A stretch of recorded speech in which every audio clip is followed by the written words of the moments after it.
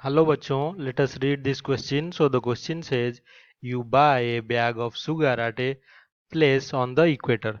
तो जो अर्थ का इक्वेटर है उसके आसपास हमने क्या किया, एक शुगर का बस्ता खरीदा, एक बैग खरीदा. You take this to Antarctica. तो यही सेम बैग को हम लेके कहाँ तक गए, अंटार्कटिका. अंटार्कटिका कहाँ पे है, अर्थ के पोल पे है. Would its weight be the same there. तो क्या इसका वेट जो है सेम रहेगा. If not would it increase और डिक्रीज.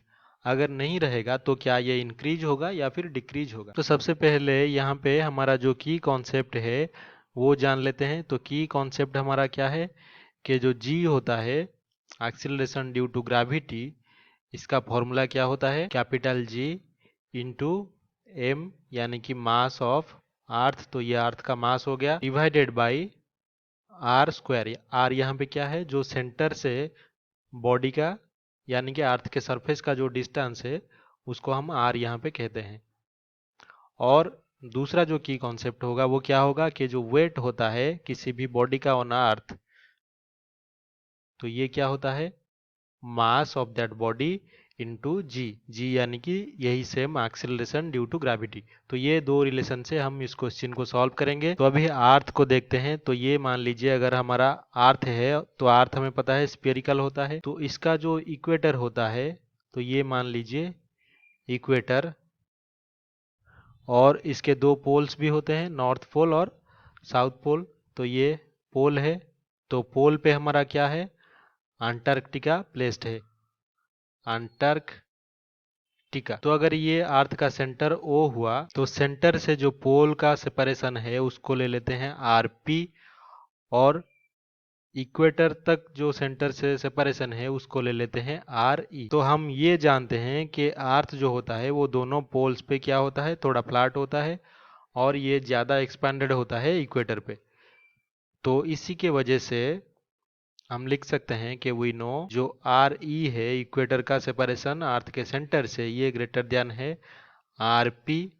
और हमारा जो जी का जो acceleration due to gravity G था उसका इक्वेशन में हमने किया, देखा कि मास ऑफ अर्थ कांस्टेंट है, और जो capital G universal gravitational constant. तो जी हमारा क्या है, inversely proportional to R square. तो ये हो गया inversely proportional to R square. तो इक्वेटर पे जो जी होगा, जी इक्वेटर, और पोल पे जो जी होगा, जी पोल.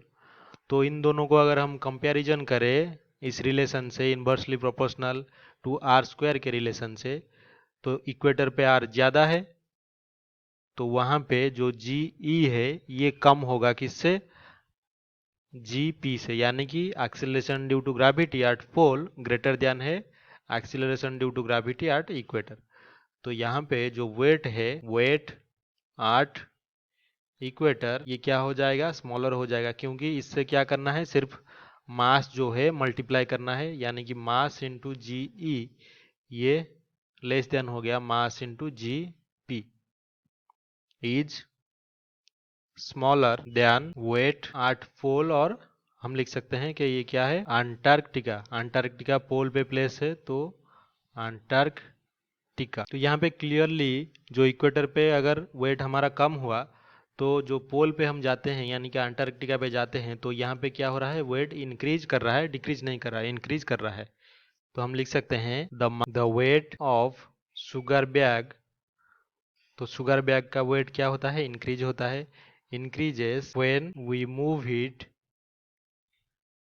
it from equator to Antarctica as acceleration due to gravity is more there.